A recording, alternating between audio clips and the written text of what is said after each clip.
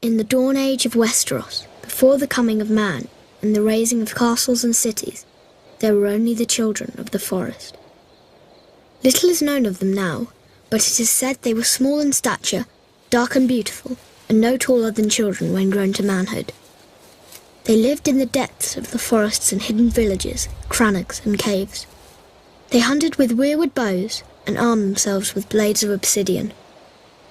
Their wise men were called green seers and were possessed of a powerful magic. They worshipped nameless, faceless gods of the forest, stream and stone.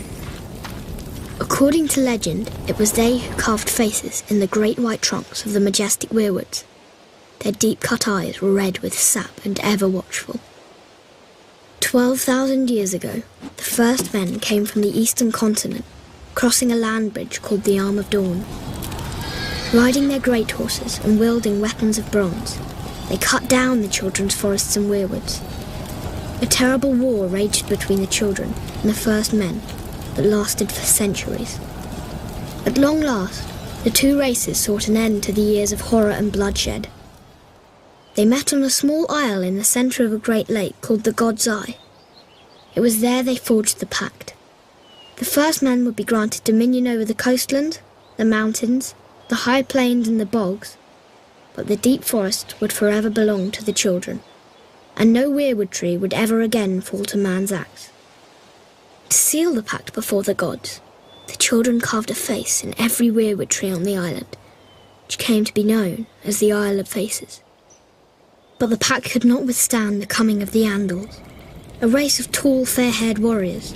They attacked with fire and weapons of steel, slaughtering the children of the forest wherever they could find them, burning out their weirwood groves, hacking away at the faces of the old gods, and spreading their own religion through the land.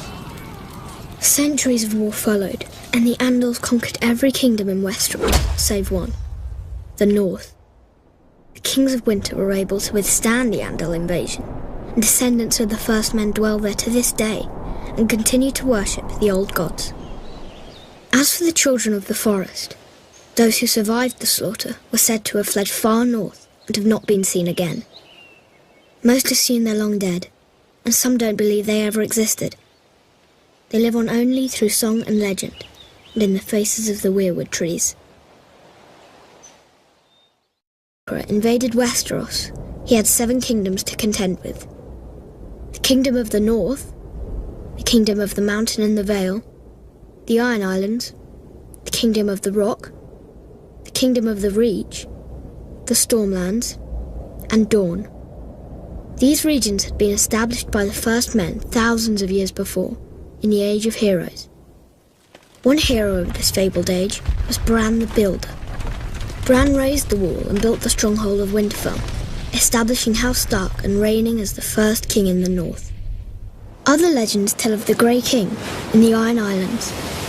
Grey King took a mermaid to wife and defeated Naga, the first sea dragon. House Greyjoy of Pike, the current rulers of the region, claimed to descend from him.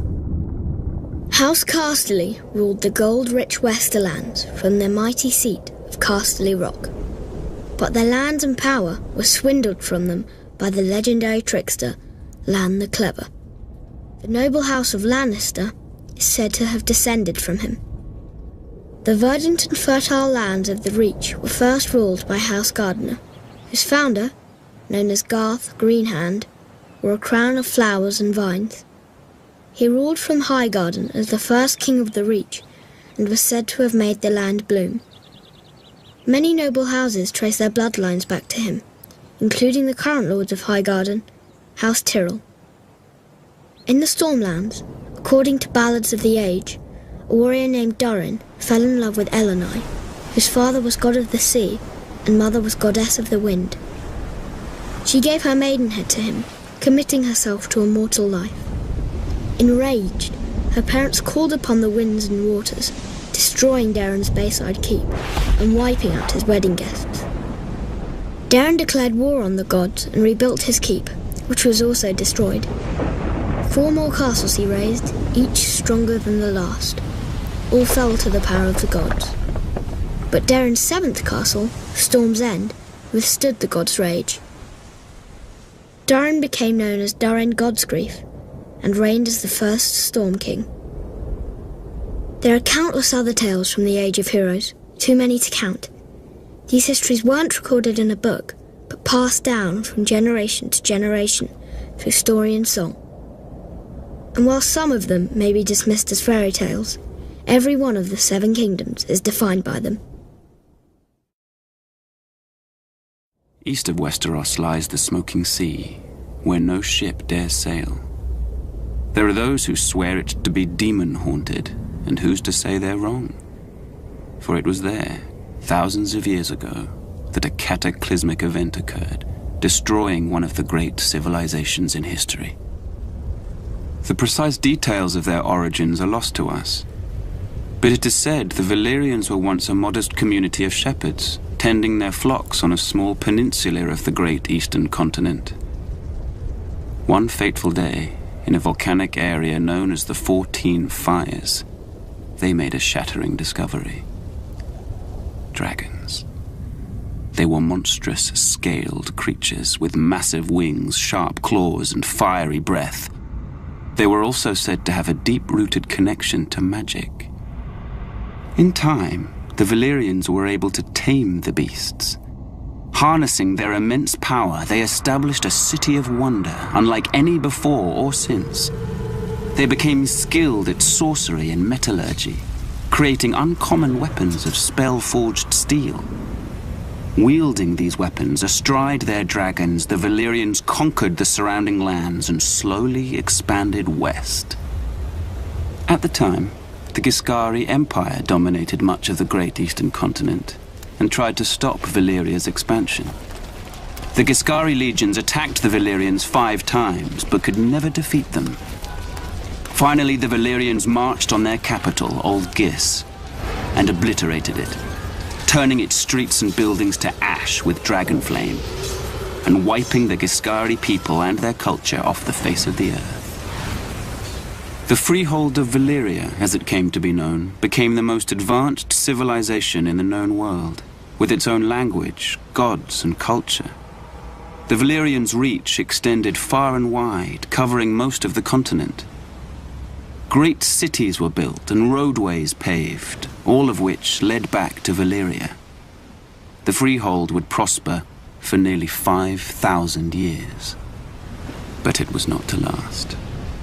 An event that became known only as the Doom laid waste to the Valyrians, their capital city, and its surrounding lands. The peninsula itself was shattered, becoming what is now the Smoking Sea. Every dragon was thought to be lost, as were the Valyrians' spells, knowledge, and recorded history. Thus, the mighty empire collapsed. What caused this cataclysm? No one knows for certain.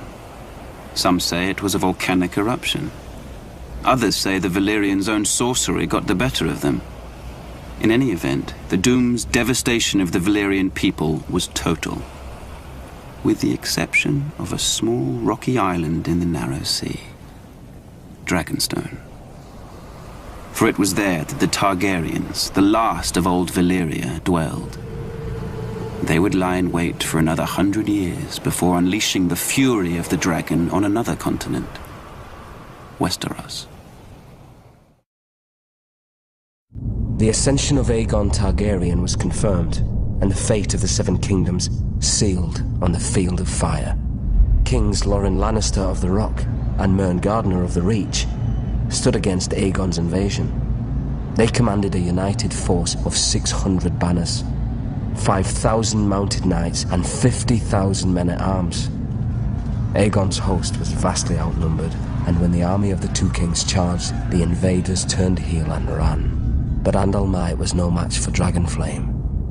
When Aegon unleashed all 3 of his dragons, 4,000 souls were horrendously burned alive on the battlefield, King Mern among them. Realizing all hope was lost, King Loren surrendered.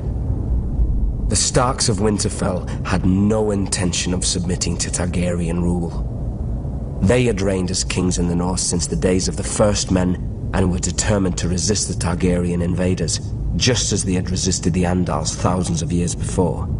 King Torrhen Stark led his army to the Red Fork just east of Riverrun, hoping to succeed where Loren and Mern had failed. But when Torrhen saw the size of Aegon's now mighty host, along with his monstrous dragons, he knew he couldn't subject his followers to the horror of another field of fire. He bent the knee and swore fealty to Aegon, who allowed the Starks to maintain their lordship over the region as Lords Paramount and Wardens of the North. Without question, Torrhen Stark saved thousands of lives that day. He was ever after known as the King Who Knelt. The days of the Andals were numbered. One by one, their so-called kings were bending the knee or facing the wrath of Aegon Targaryen. Aegon of old Valyria. Aegon who was blood of the dragon.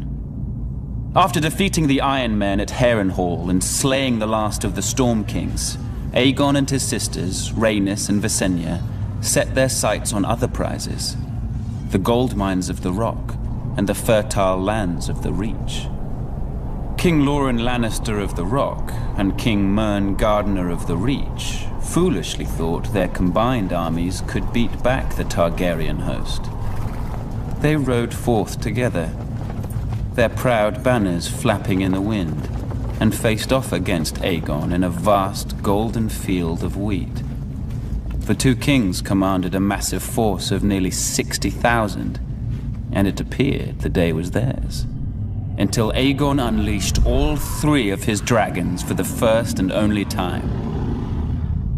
Each beast was named after the Valyrian gods of Aegon's forefathers.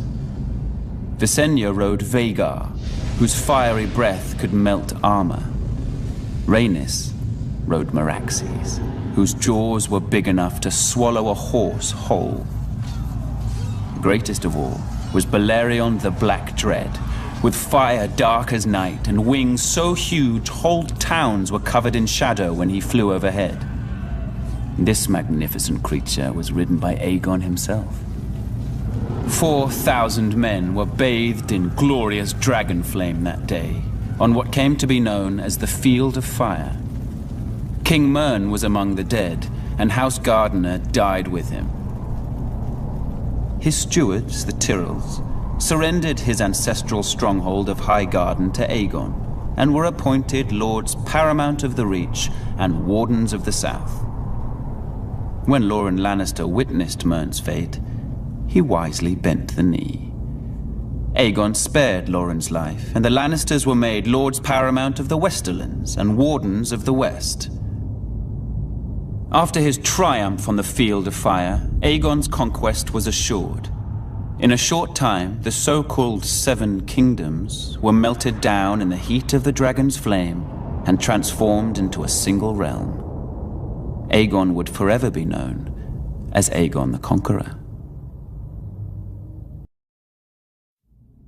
Aerys Targaryen was the last of his name to sit on the Iron Throne. Known far and wide as the Mad King, his was a reign of instability and terror. The Seven Kingdoms are well rid of him and his kind. Oh, he may have appeared to be a capable ruler at first, but that was due in no small part to his counselors led by the hand of the King Tywin Lannister. There may have been years of peace and prosperity during Aerys's reign, but it was Tywin who was really running the country as Aerys spiraled further and further into insanity. The dragon spawn were famous for losing their minds. It was the price they paid for centuries of keeping the bloodlines pure. And Aerys more than happily continued the noble sister-fucking tradition of his forefathers. As the years passed, Aerys's behavior became increasingly erratic. He cut himself so often on his Iron Throne, many referred to him as King Scab, though never to his face.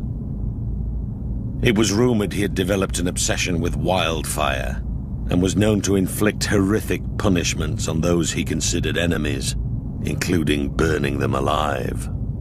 As his paranoia and bloodlust grew, he had a bitter falling out with Lord Tywin, who had served the crown faithfully for 20 years. At least Tywin was able to leave the job with his life and fortunes intact. Subsequent hands of King Aerys weren't so fortunate. Then the Targaryens went too far. The Crown Prince Rhaegar abducted Lyanna Stark, daughter of Rickard Stark, the Lord of Winterfell. She was my betrothed. She was my beloved. Beautiful and spirited woman, and I loved her more than life itself. Rhaegar went south with Lyanna, hiding her away in Dorne. What harm he inflicted on the poor girl, the gods only know. Brandon Stark, Lyanna's eldest brother, was outraged. He rode to King's Landing to confront the king and demand his sister's safe return. Instead, Aerys had him executed, his father, Rickard Stark, as well. There wasn't much left to discuss after that. Aerys feared their loved ones would seek revenge for what he did. He was right to be afraid. Aerys wasted no time in calling for the heads of Brandon's younger brother, my friend Eddard Stark. And my head too, of course. I'm sorry he didn't come looking for it himself. Alongside Jon Arryn of the Vale, the man who fostered Ned and I as children, Baratheons, Starks, and Tullys all called their banners. Once our rebellion began, the Mad King's days were numbered. As Aerys Targaryen's behavior grew more and more erratic, the task of ruling the Seven Kingdoms fell to me, Tywin Lannister. I had served Aerys for nearly 20 years, and as a result, the realm had prospered. The royal coffers were full, the land was at peace. But Aerys grew increasingly hostile, jealous of the success many credited to me. My power and influence unnerved him. The captain of my personal guard, Sir Elyn Payne, was once overheard making offhand comments regarding who was the true ruler of Westeros. When the king was given this information, he had Elyn Payne's tongue ripped out with hot pincers. It was my desire to unite the houses of Lannister and Targaryen through marriage. My daughter Cersei would marry Aerys' eldest son, Prince Rhaegar. Such a union made perfect sense for all parties. However, Aerys' senses had begun to leave him quite some time earlier. Instead of uniting the royal family with its most loyal and powerful ally, Aerys chose instead to insult my family, indicating that such a match was beneath Rhaegar. Instead, he chose Elia Martell of Dorne to be Rhaegar's wife. As if to rub salt in my wounds, Aerys appointed Jaime, my son, to the King's Guard. The King's Guard may be an honor for lesser families than ours, but it is a lifetime appointment that forces him to renounce all family holdings. This creates a difficulty in naming an heir to Casterly Rock. But Aerys knew all that. I had grown tired of the king's constant provocation. Thus, I resigned my post as Aerys' hand and returned to Casterly Rock with my considerable forces. When Robert Baratheon rebelled against the throne, Aerys grew fearful that I would join with Robert's forces and rise against him. He thought himself clever and kept Jaime very close, as if warning me. He sunk deeper and deeper into delusion, paranoia, and violence. I've heard it said he became obsessed with wildfire, a substance which, once lit, cannot be extinguished. Convinced he had enemies all around him, he wouldn't allow blades in his presence, save for those of his King's Guard. Alas, that proved to be his undoing. As word of King Aerys' erratic and troubling behavior spread throughout the Seven Kingdoms, Lord Rickard Stark continued to serve his king faithfully as Warden of the North.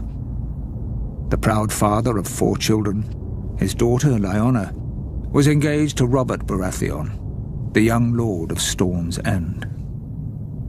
Centuries of peace between the North and the Iron Throne ended the day Rhaegar Targaryen, Prince of Dragonstone, abducted Lyanna.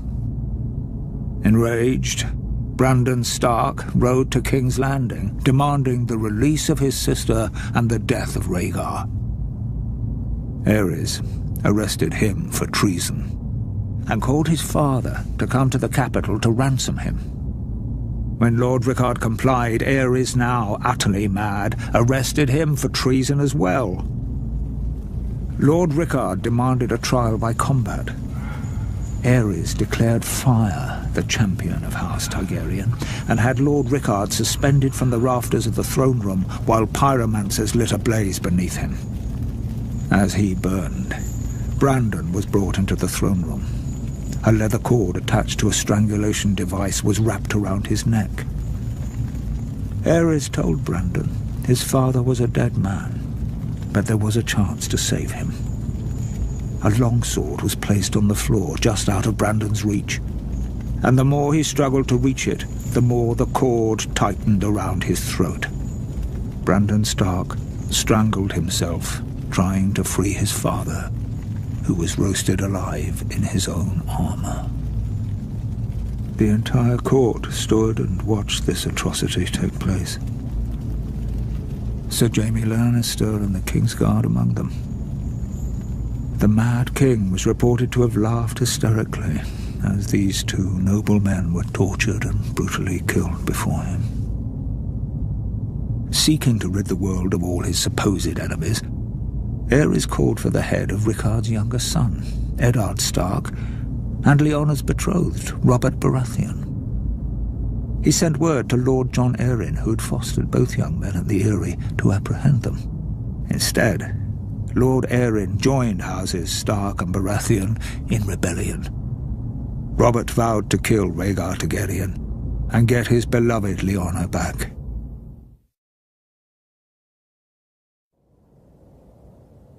Rebellion. The crimes of House Targaryen were too heinous to go unanswered. The noble houses of Baratheon, Stark, and Arryn united to oppose and overthrow the line of the cursed Dragon Kings. While Ned Stark and Arryn secured an alliance with the Tullys of Riverrun, I called the banners of Storm's End and rode out in force against the Mad King and his minions. Gods, those were some battles. Our first victory occurred at Summerhall, where I faced off against an army of dragon loyalists and won 3 battles in a single day. 3 in one day. 7 hells, that was a glorious day. We tried to take Ashford Castle in the Reach, but the Tyrells beat us back. We had to regroup. My army was pursued north by Aerys's army and took refuge in the Stony Sept in the Riverlands. When the Targaryen army entered the town, the Sept bells tolled, a signal to the townspeople of the battle that was to come. As the Targaryens searched from house to house for me, the combined forces of Ned Stark and the Tullys swept into the city. Gods, what a day that was. It's now known as the Battle of the Bells. We overwhelmed the Mad King's forces and sent them scampering back to King's Landing. Aerys' son, Rhaegar, who started the whole damn thing, finally emerged from hiding in the south and assembled his own army to face us. As for the Mad King, he must have been pissing himself. The battle that would decide the fate of the 7 kingdoms occurred at the crossing of the Green Fork of the Trident River. Rhaegar commanded the royal host, which was some 40,000 strong. My forces were outnumbered by nearly 5,000 men, but that didn't matter. They were fresh, but we were battle-hardened and had justice on our side. As the battle raged around us, I faced off with Rhaegar, the stag and the dragon right there in the ford of the river. I fought with the fury of 10 men, raining blow after blow upon that vile prince before burying my warhammer in his chest. I hit him so hard the rubies on his armor broke free, flinging them into the stream. They call it the Ruby Ford now. With that scum Rhaegar dead and the royal army shattered, our next move was to make for King's Landing. But I'd sustained a few wounds in the battle and was unable to ride.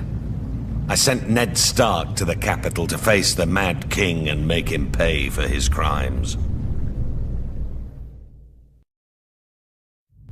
The Targaryens, blood of the dragon and the last of old Valyria, were loved by their subjects and admired far and wide as the greatest dynasty in the history of the Western world.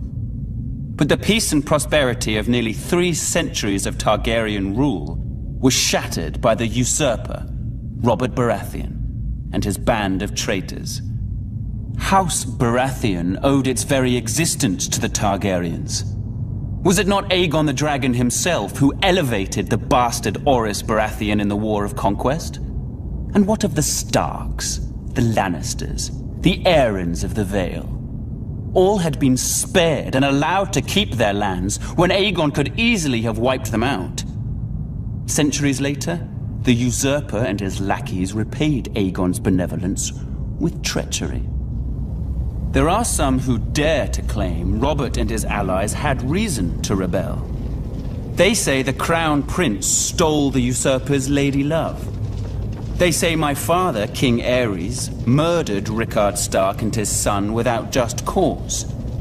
Whether these charges are true or not, it doesn't matter. The dragon answers to no one. Aerys' good name has been besmirched in the years since the rebellion. He's been called a dangerous madman, a monster, a tyrant that brought his tragic end upon himself.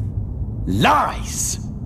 My father was a victim of weaklings in his council, lackwits who failed him in his hour of need and let the rebellion spin out of control. But it was not enough. The royal army was crushed at the Battle of the Trident. It was there the valiant Rhaegar met Robert in single combat, but the gods betrayed him, and he perished by the usurper's hand. As the Field of Fire had marked the end of the Andal centuries before, the Battle of the Trident seemed to herald the end of the Dragon Kings. When word reached the capital of my brother Rhaegar's death, my father Aerys moved to protect me, as I was the surviving heir to the throne. He sent me to the island fortress of Dragonstone, along with my mother, Queen Rhaela, who was great with child. But as my father, my king, Aerys Targaryen, prepared to defend his throne to the bitter end, little did he know of the horrors and betrayals that awaited him and our family. For our rebellion to succeed, King's Landing had to be taken forcefully. No one was foolish enough to believe that Aerys was going to hand his crown over peacefully. The Mad King's reign needed to end. What Tywin Lannister's forces did was unfortunate, but it was necessary to secure the Iron Throne and bring peace and justice to the Seven Kingdoms. My glorious victory at the Trident left me wounded, but I sent my personal maester to attend to Sir Barristan Selmy instead. His wounds were more severe. Even though Sir Barristan was a member of Aerys' Kingsguard and fought on the opposing side, that man's bravery and loyalty was something to behold. But this meant my wounds would take longer to heal, and I couldn't ride to King's Landing myself. I sent the one man I trusted over anyone else in this world, Ned Stark, in my place. Had I been able to ride, perhaps I could have reached King's Landing sooner and prevented some of the violence that occurred when the Lannisters entered the city. Still, what Lord Tywin did was for the greater good. Even what happened to Princess Elia and her children. Babies or no, theirs was the same cursed blood that flowed within the Mad King's veins. They were dragon spawn and couldn't be allowed to survive.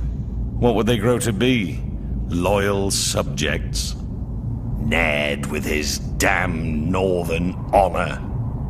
He and I had our first major fight over the deaths of the Targaryen children. Ned called it murder. Murder? It was war. It was war. Lord Stark demanded that the Lannisters be held responsible for their crimes. Was it a crime to put an end to a family of lunatics born of incest? I wouldn't and still won't blame Tywin. Instead, I sent Ned Stark south to finish off the remaining Targaryen loyalists. It was only Lyanna Stark's death that reconciled us. Ned had lost his sister. I had lost my betrothed and beloved. We shared that sad bond together, Ned and I. Through it, our friendship was made strong again. As for the Mad King's surviving heirs, those that were able to scurry away in the face of my fury now live somewhere across the narrow sea. They had best stay there. If they ever set foot in Westeros again, they will face the King's justice. Robert Baratheon's victory at the Trident was a turning point in the war for the Iron Throne. While it was clear the gods were smiling on the rebel forces, Aerys Targaryen still held the Red Keep at King's Landing. As Robert was wounded and unable to ride, it was up to Eddard Stark to make for the capital and force the Mad King to give up the throne. Lord Stark reached the city gates to find that Tywin Lannister, Lord of Casterly Rock, had already sacked the city in Robert's name. House Lannister had remained neutral up to this point, ignoring requests for help from both the Crown and the rebels. Now that Robert's eventual victory was assured, it seemed Lord Tywin had finally chosen a side. Lord Eddard was horrified by what he saw when he entered the city. Homes looted and burned, women raped, scores of innocent citizens killed.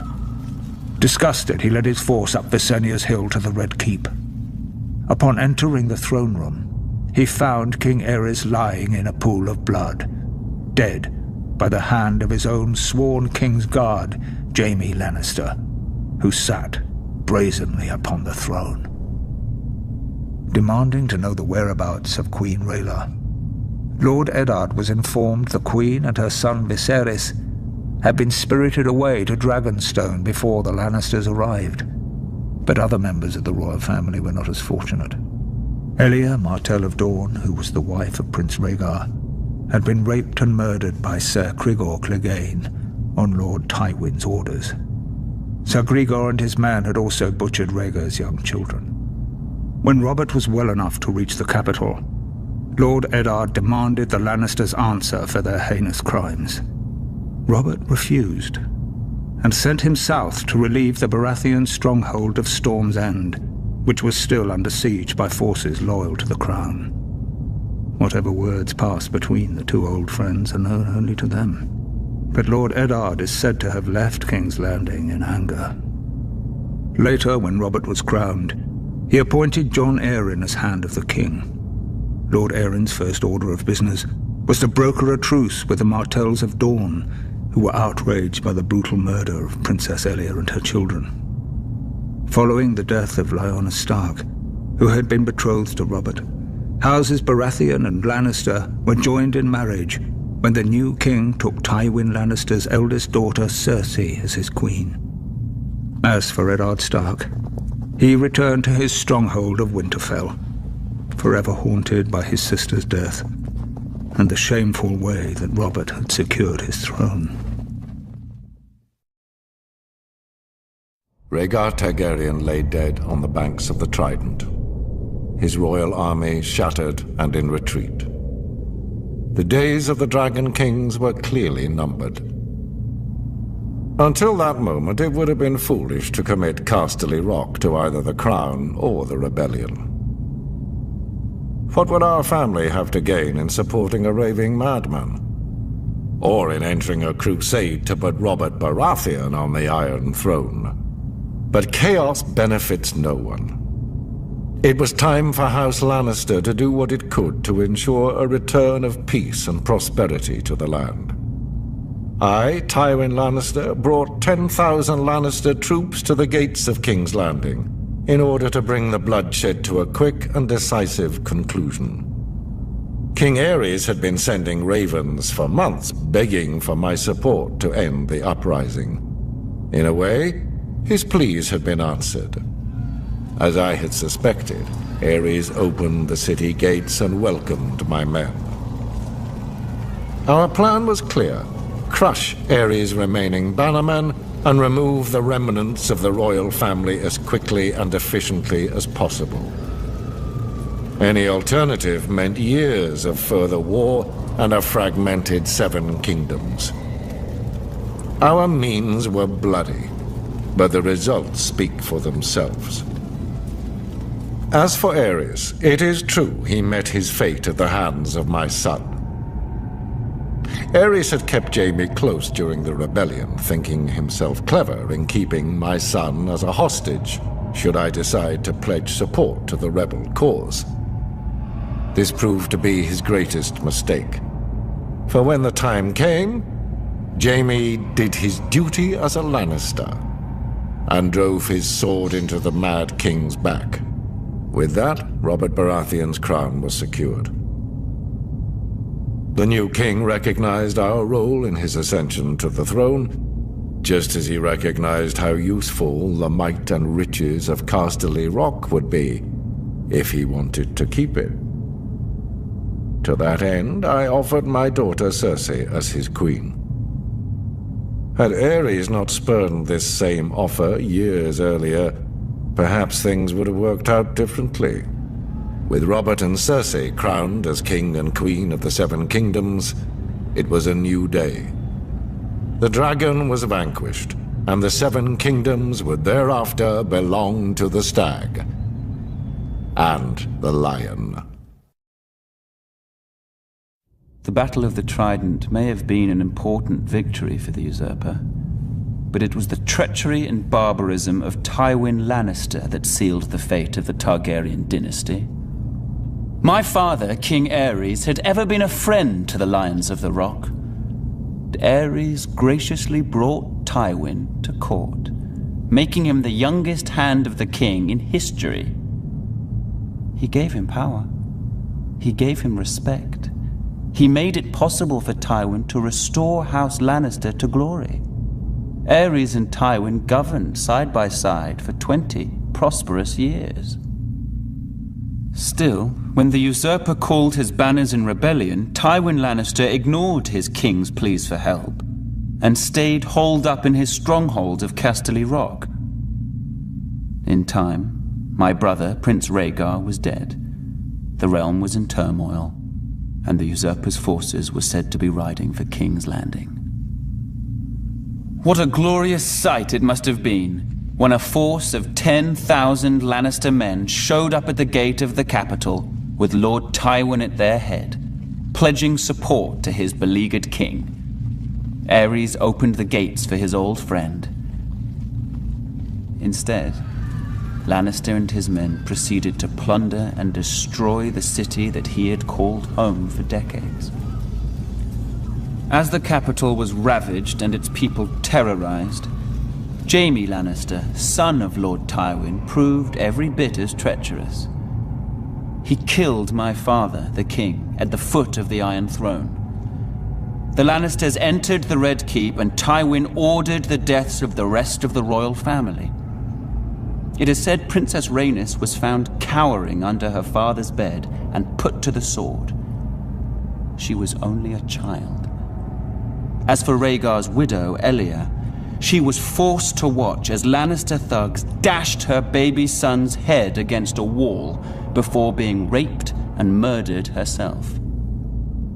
As I was the heir to my father's throne, I had been spirited away to Dragonstone with my mother, Queen Rhaela, who was with child. As a raging summer storm battered the island fortress and destroyed the Targaryen fleet as it lay at anchor, my sister Daenerys was born. My mother, the Queen, died giving birth.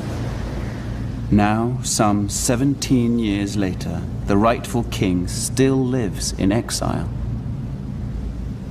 But a day of reckoning is coming. I will sail west as Aegon the Dragon did centuries before. I will take back my father's throne with blood and fire. And I will punish the treacherous dogs who sought to destroy my family.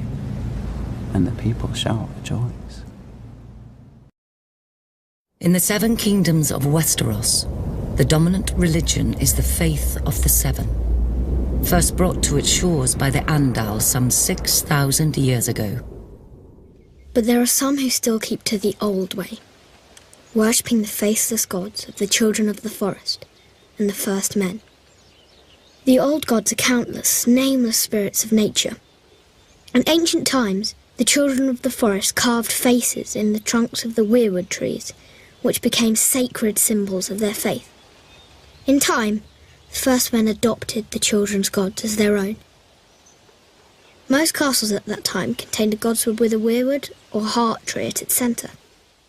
Meanwhile, across the narrow sea, a new religion was born in the hills of Andalos. According to legend, the God of Seven revealed itself to the Andals, and the invasion of Westeros followed soon after. The Andals sailed across the sea on ships armed with weapons of steel. Some warriors carved a 7-pointed star into their skin as a symbol of their new faith.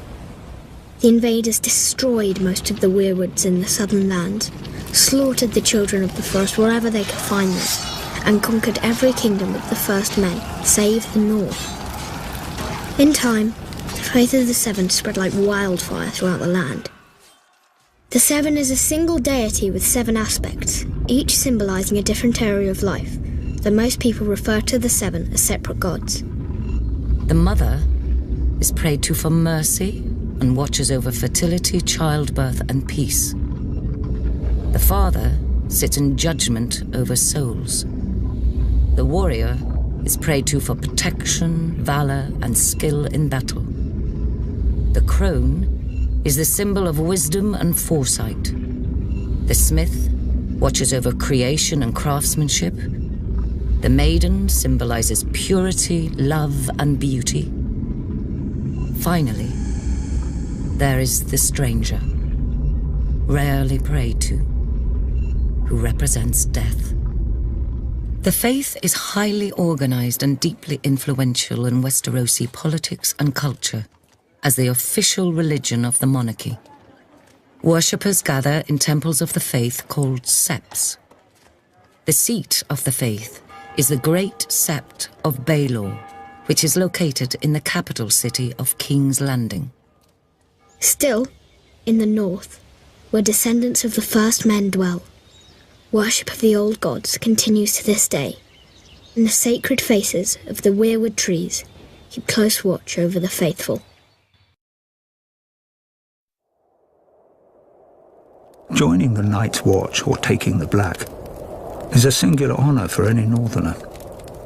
For it was in the north, some 8,000 years ago, that the first men drove back the White Walkers, erected the wall, and established the sworn brotherhood that would guard the realm and its people from the dangers beyond. Regrettably, the Night's Watch no longer commands the widespread respect and admiration it once did. While House Stark and other houses in the northern regions continue to recognize its vital importance to the safety and stability of the realm, this view is not shared by the powerful houses of the southern kingdoms or their subjects.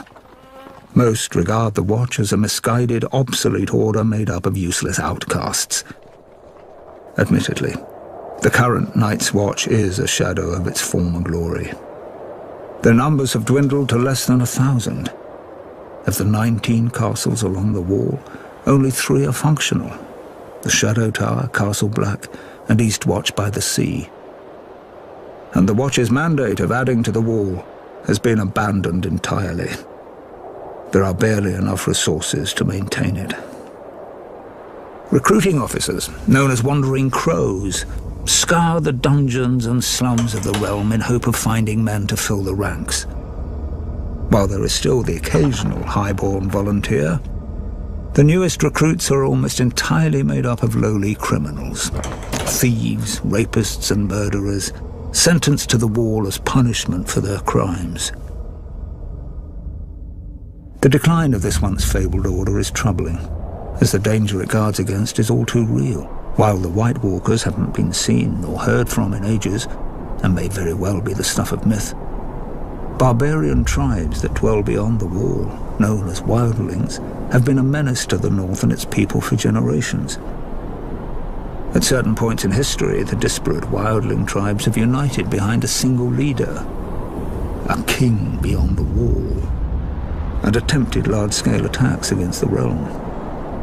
But thanks to the resourceful and courageous men of the Night's Watch, these so-called kings were soundly defeated. While many have lost faith in the Night's Watch, the people of the North are steadfast in their belief that the Black Brothers will answer the call of duty. But with winter coming, diminished numbers, and a lack of widespread support, will they be ready?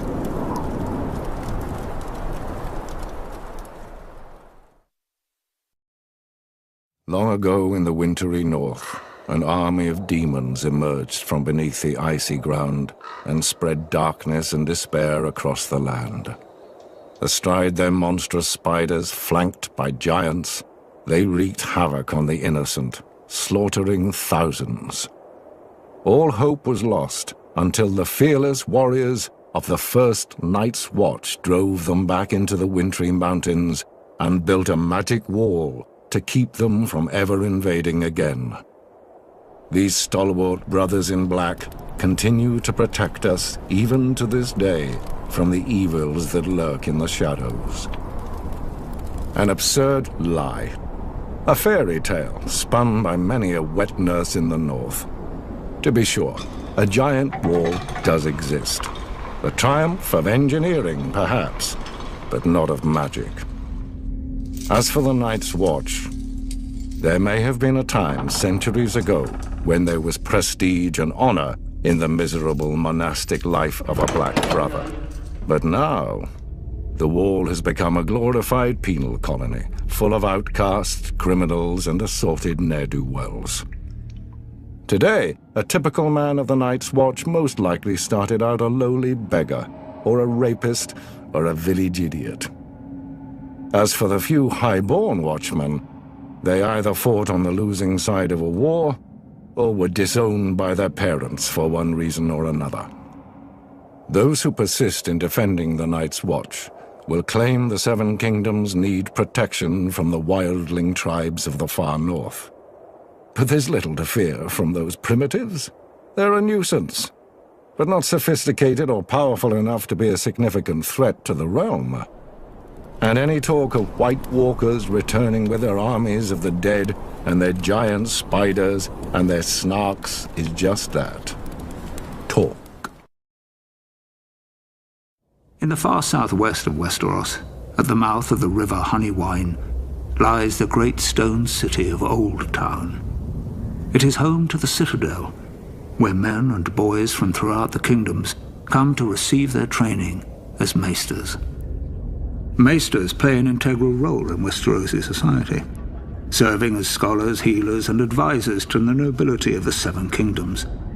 This venerable order of learned men dedicate their lives to serving the realm, and are sworn to occupy a neutral position when it comes to power and politics. Upon completing his training at the Citadel and taking his vows, a maester renounces his family name and takes a vow of celibacy. He is assigned to a castle or keep, and duty-bound to serve as its counselor and healer, even if control of the castle changes hands. A maester's allegiance is to the realm, not to any one family. His badge of office is a great chain, forged from links of different metals which he wears around his neck. It is a reminder of his role as a servant of the realm, and is never to be removed. A maester forges his chain with study, and each link represents the mastery of a different kind of learning. For instance, a silver link signifies mastery of the medicinal arts. A golden link represents the study of money and accounting. An iron link indicates knowledge of warcraft. Ravenry is an especially important skill for a maester, as it is he who breeds, trains, and maintains carrier ravens for the delivering of messages throughout the land.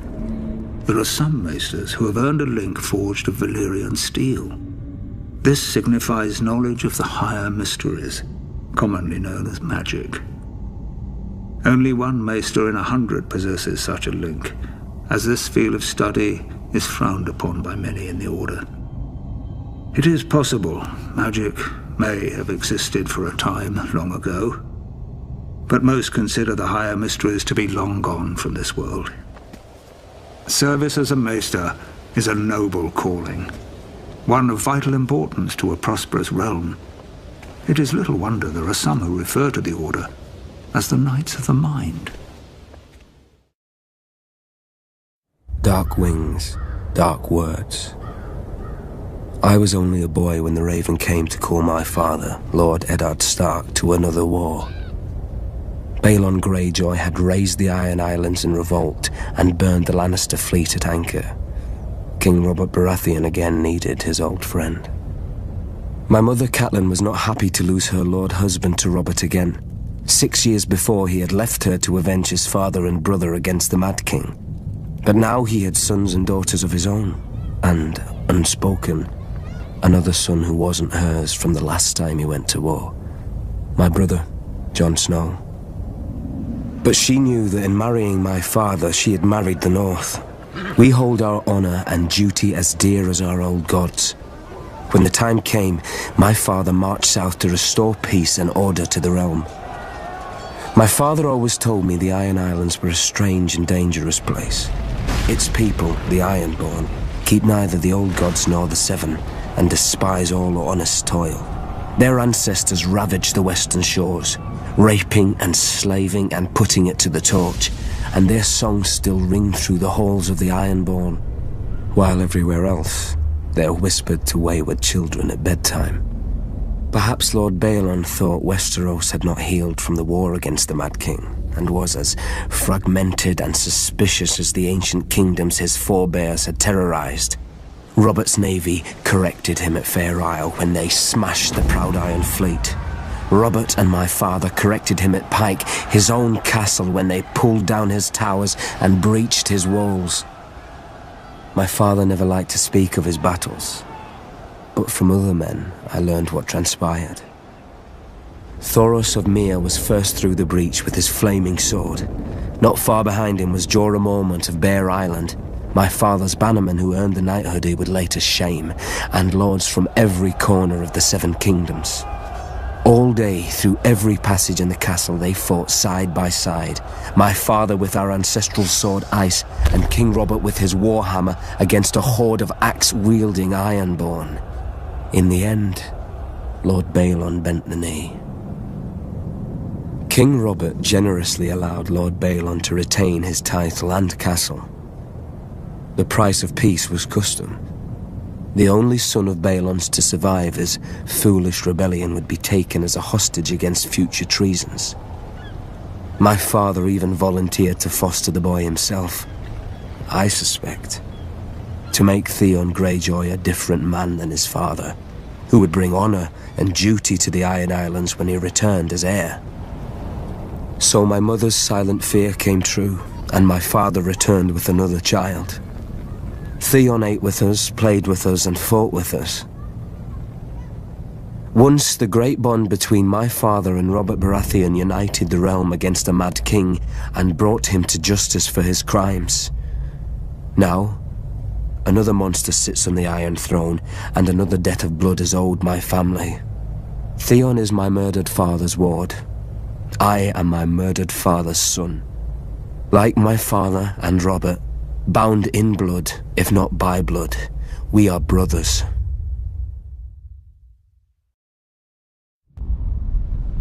When Aegon and his dragons burned Harren the Black and all his sons at Harrenhal, the days when men feared the sight of our longships were over.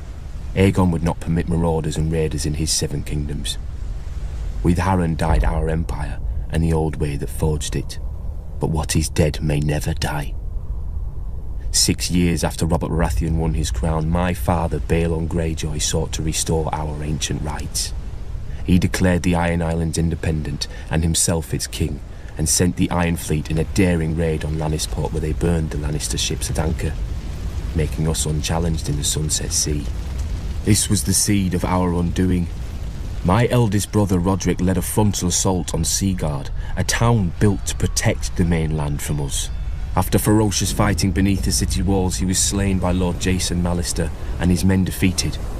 By this time, Stannis Baratheon had brought Robert's fleet around Westeros and somehow managed to trap the Iron Fleet at Fair Isle, smashing it. Robert's victory was now all but assured, yet we made him bleed for each island. Stannis Baratheon captured Great Wick, the largest of the Iron Islands, and Ser Barristan Selmy himself subdued Old Wick.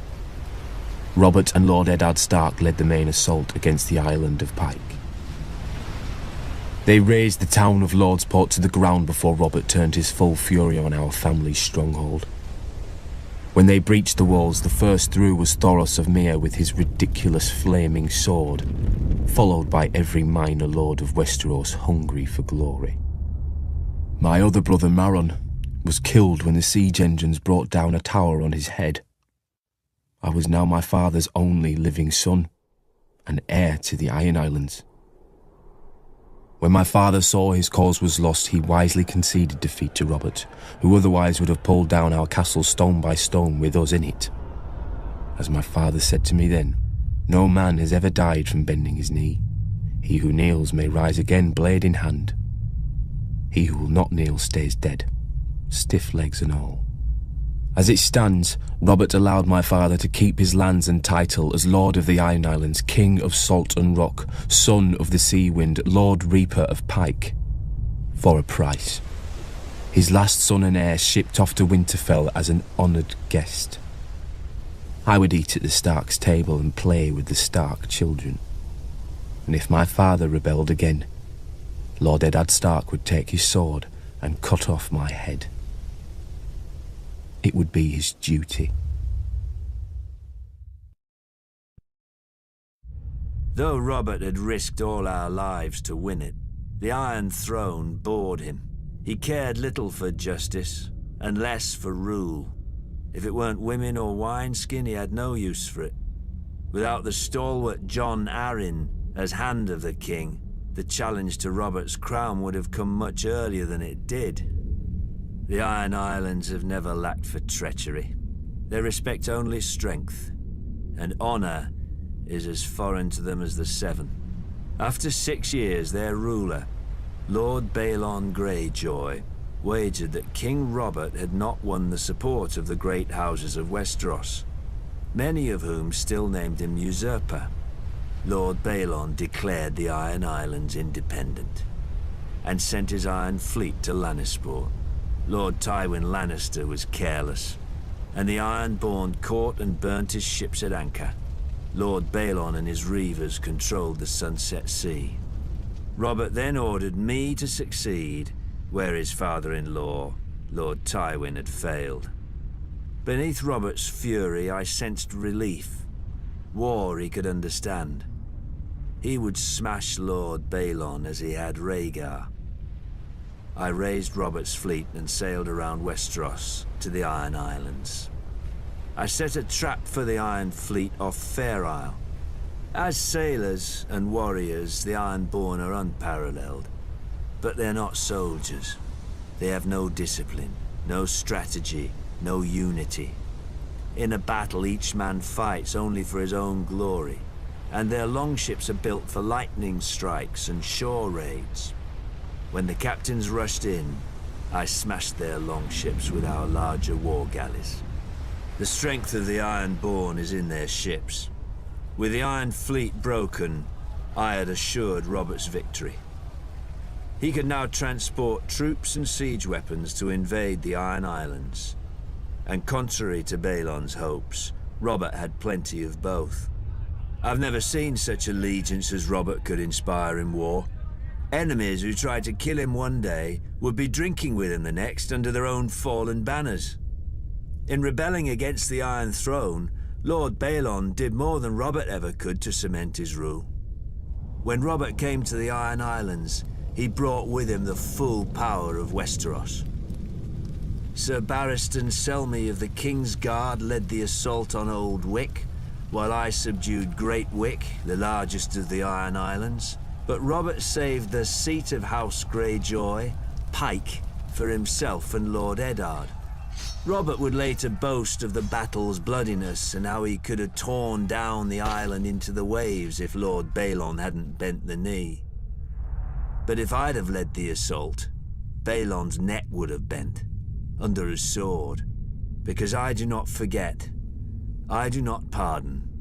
His time will come, all their times will come. Dragons conquered the Seven Kingdoms, but to rule them, the Targaryens needed a less temperamental tool. When the great King Maegor saw the power of the Alchemist Guild, he blessed us with his patronage. In those days, we commonly transmuted metals and other wonders, but the king was most interested in our mastery of the substance, which those not of our order dub wildfire. A slight misnomer. To the uninitiated, the substance indeed seems uncontrollable. Water will not extinguish it, nor plate of steel repel it. Our order alone knows its secrets. In bare stone cells beneath the guild hall, our acolytes prepare the substance with utmost care and ancient magic.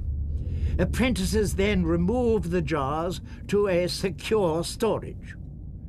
Overseeing its purity are the wisdoms, such as myself, who are adept in the alchemical mysteries. Should an acolyte prove unworthy and allow the substance to ignite, the ceilings are spelled to collapse and fill the room with sand. For once lit, only smothering or starvation will quench the fire. Many years did the Alchemist Guild serve the Targaryens faithfully, until we were beset on all sides by the envious, the Order of Maesters, who dismissed all learning but their own, and the charlatans who hucked green paint and worse in our names. After the unfortunate Prince Aerion Targaryen, drunk with wine, boasted that a draught of the substance would transmute him into a dragon, we lost our royal favor. Then came the wise King Aerys, second of his name. I was merely an acolyte when he restored our guild to its former glory. As had his great forefathers, he appreciated our secret arts, even naming Wisdom Rossart as Hand of the King. Together they punished his enemies as befits a true Targaryen. During the War of the Usurper, I heard whispers that King Aerys had engaged our greatest wisdoms for an ultimate weapon against his foe.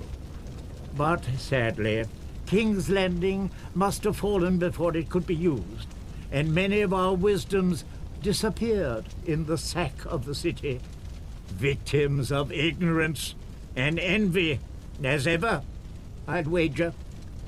Yet our order perseveres, like the substance which grows ever more potent as it ages. We perfect our ancient arts in darkness, forgotten by the world. We are masters of the fire, but we live only to serve. All we need is the right spark. Carth has always and only belonged to the Carthine. We were never part of Valeria's empire, nor have we ever fallen to a Dothraki horde. Our walls and the red waste outside them guard us from such annoyance. Many call the approach to our city the Garden of Bones. It needs little tending to grow. Our city, however, would be quite a prize for any empire. Carth straddles two worlds, a greedy and curious west, and a rich and mysterious east. The marvels of Yeti and Ashai pass through our markets, and share berths with the riches of the free cities and Westeros. Our ports have fulfilled many a trader's dreams, almost as many as they have broken. We call Carth the greatest city that ever was or will be. An easy claim to make if one knows only the docks and customs houses of other cities. An easy lie to swallow if a people see only the gold and jewels of their rulers, which we, the 13 who govern the city, are careful to ensure. The proud Carthene shook off the yoke of unjust kings long ago, so they are told at festivals by the pureborn, the king's direct descendants who have controlled the 13 ever since. Only now, instead of scepters, they use ships.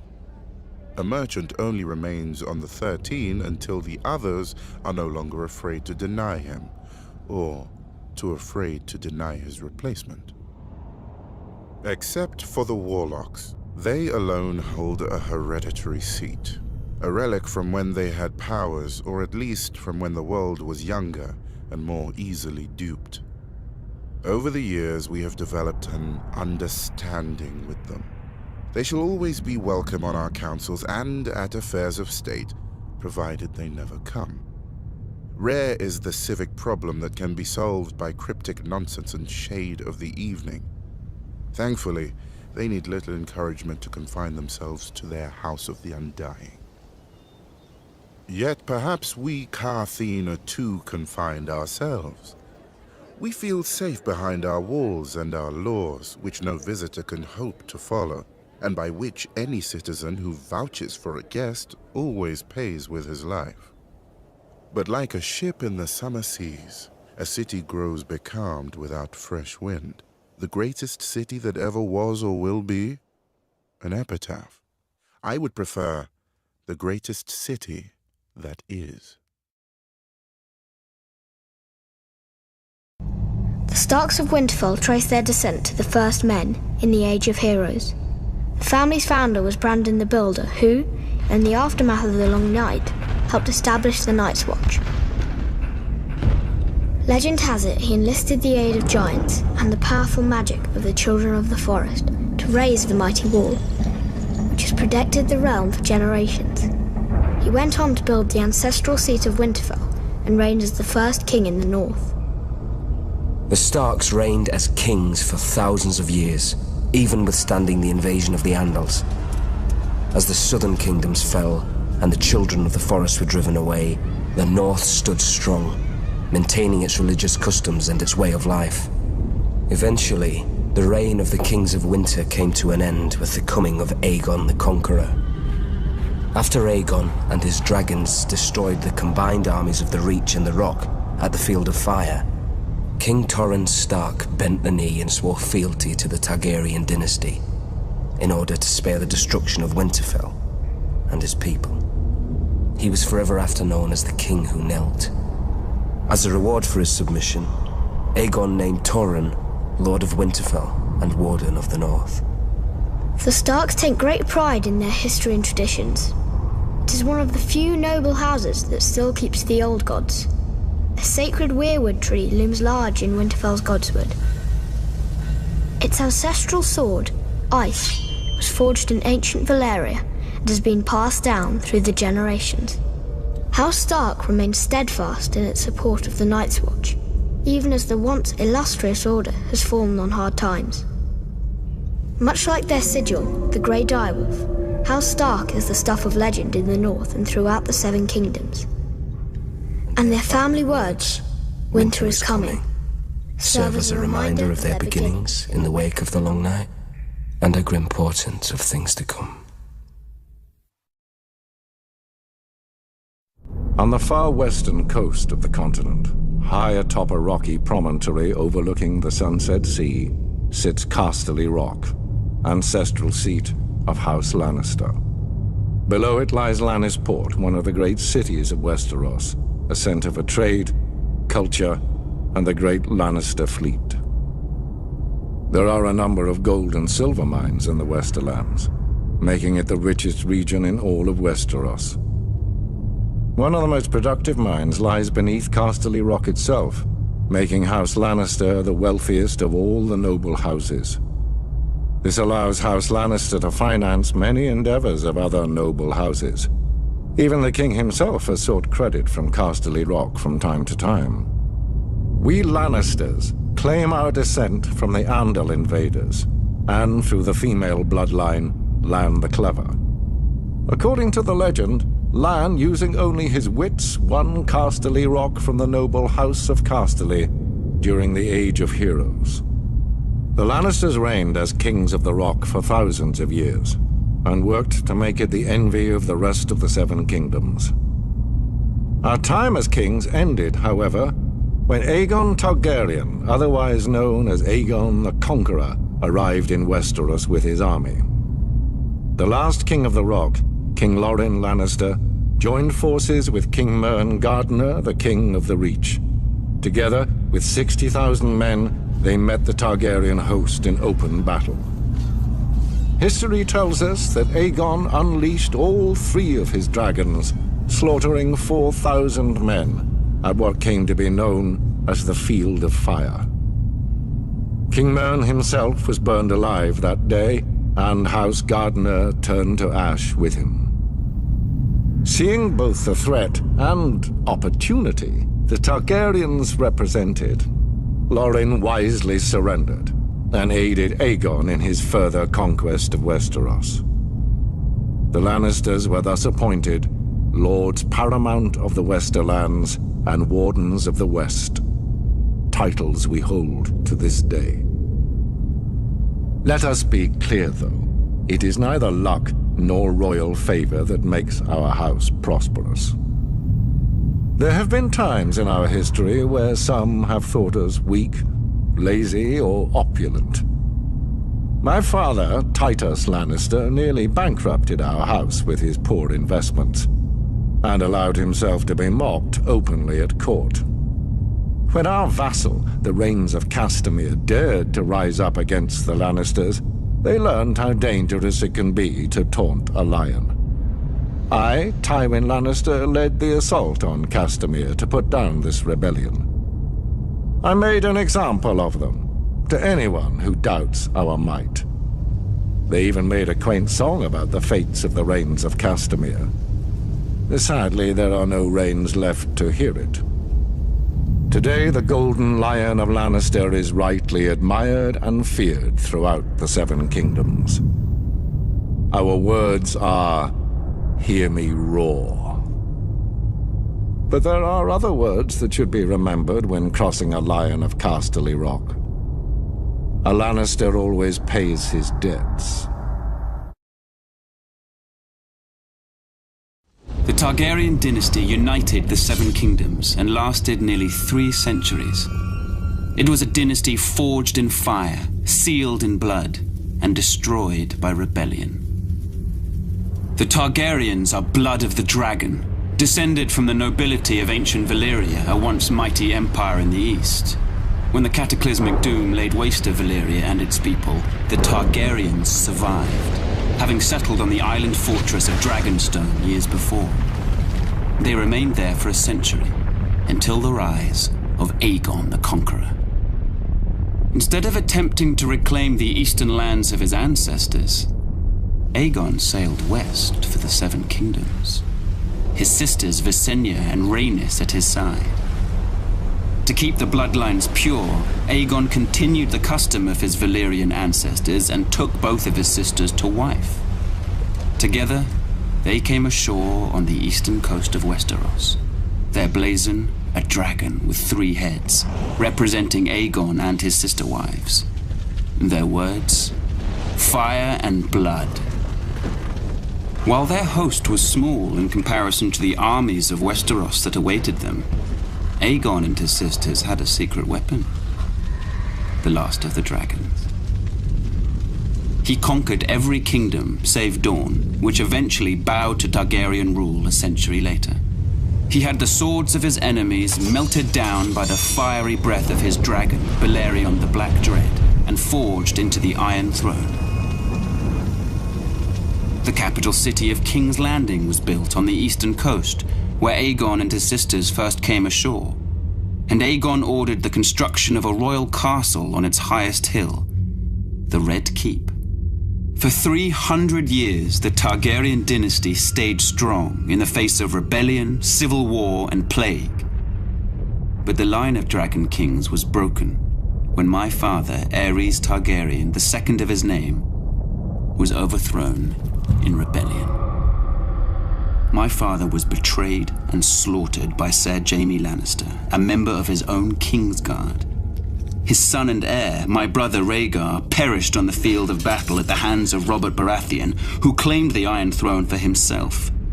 And so today, the only surviving members of the storied Targaryen dynasty are myself, Prince Viserys, rightful King of the Andals and ruler of the Seven Kingdoms, and my sister, Daenerys. We were spirited away to the free cities of the East by loyalists. Here we have lived in exile ever since, dreaming of a day when we will cross the narrow sea and take back my father's throne.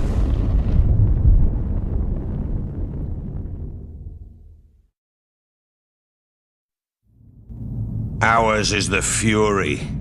These are the words of the Black Stag of Baratheon. A battle cry echoed throughout the land in rebellion when I, Robert Baratheon, the first of his name, seized the Iron Throne from the Mad King Aerys Targaryen, ending a dynasty nearly 300 years old. House Baratheon was born in the Wars of Conquest, when Aegon the Dragon invaded Westeros. Aegon sent his commander, Orys Baratheon, to take Storm's End. Argilac the Arrogant, the last of the Storm Kings, foolishly left the safety of his stronghold and met the Baratheon warlord in open battle. Argilac was soundly defeated, and Orys took his lands, his holdings, and his daughter. Orys was said to be a half-brother to Aegon Targaryen. If this were true, a little blood of the dragon mingled with that of the stag in those days. The seat of House Baratheon is Storm's End, a legendary keep raised in the Age of Heroes.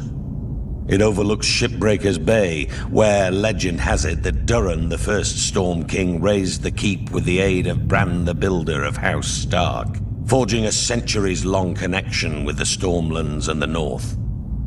After Aegon's conquest of the Seven Kingdoms, the Baratheons remained loyal enough to the crown while Targaryen kings came and went. But loyalty has its limits. When Rhaegar Targaryen, Aerys' vile son and heir, abducted Lyanna Stark, my betrothed, my beloved, it was time to act. We raised our banners, Baratheon, Stark, Jon Arryn, and the Tullys, united in rebellion against Rhaegar and his father, the Mad King. We were victorious and took the Iron Throne. That bit of dragon blood in my veins came in well, as it made me a distant relation to the Targaryen dynasty blood of my long-lost ancestor, Orys. The truth of it is, I took it. I sit on the Iron Throne. I rule the Seven Kingdoms from the Red Keep.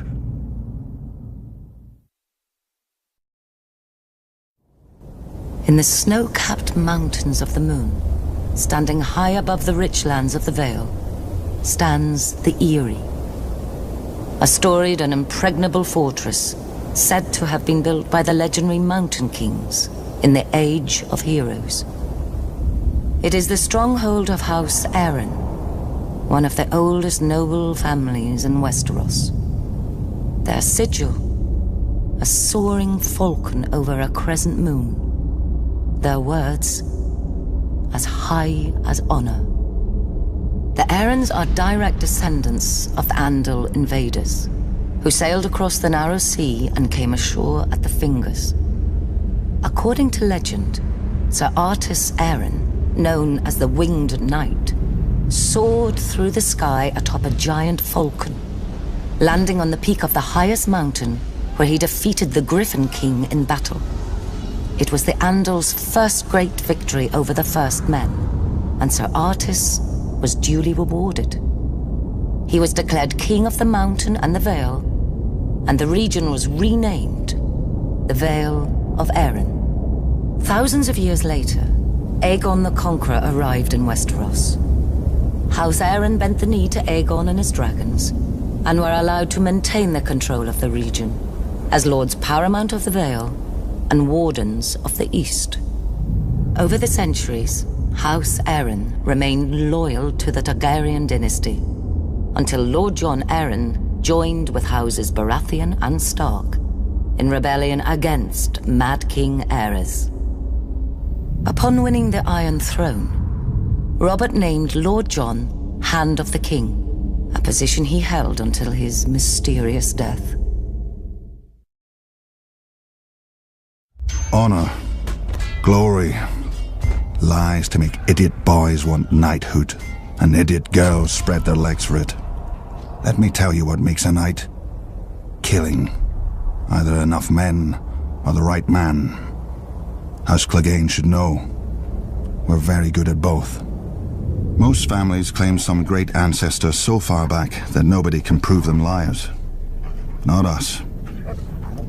My grandfather kept the kennel for Lord Titus Lannister of Casterly Rock, the father of Lord Tywin. Lord Titus was a weak man who didn't know it. One day while hunting, he stumbled on a lioness. Instead of embracing the man who wore her on his banners, she tried to tear out his throat. Lucky my grandfather came up with the dogs and drove the big cat away. As a reward, the Cleganes got lands and a keep and a son to squire for the Lannisters. We took the 3 hounds who died for them as our new sigil. When Tywin Lannister became Lord of Casterly Rock, he wanted more from his former kennel master than fealty. He bet that training hounds to kill isn't far from training boys to kill. In just 2 generations, my brother Gregor and I proved him right. I gutted my first man at 12. Years after, servants started disappearing in our keep, and even a sister I don't remember. But nobody could prove anything against Gregor, or dared if they caught him at it. For my father wanted a knight in our family, and thought he'd found one in Gregor, who at 13 towered over enough men that they called him the Mountain. Sure, Gregor looks quite the champion from a distance, but a mountain can't cleave a man in half with one blow, and won't break a wench's face if she talks. Through Lord Tywin's influence, Prince Rhaegar Targaryen kindly anointed my brother personally. A great honor for our family, everyone said. 1 year later, Sir Gregor chivalrously sacked the prince's city, brained the prince's baby, and raped and murdered the prince's wife, winning our family yet more honor from the new king and queen. Soon after, my father died. They say in a hunting accident. The same day that Gregor became lord of the Clegane lands, gold and anything under his roof, I left our home to take service at Casterly Rock. Lord Tywin is not like his father. Neither is King Joffrey, or the likes of me would never be on the King's Guard, with all those true knights. Between them, a man who serves the Lannisters will never lack for killing. I'll guard this king, such as he is. Gregor will kill the other ones, such as he does. When we're done, we'll see how many people still believe in songs and fairy tales.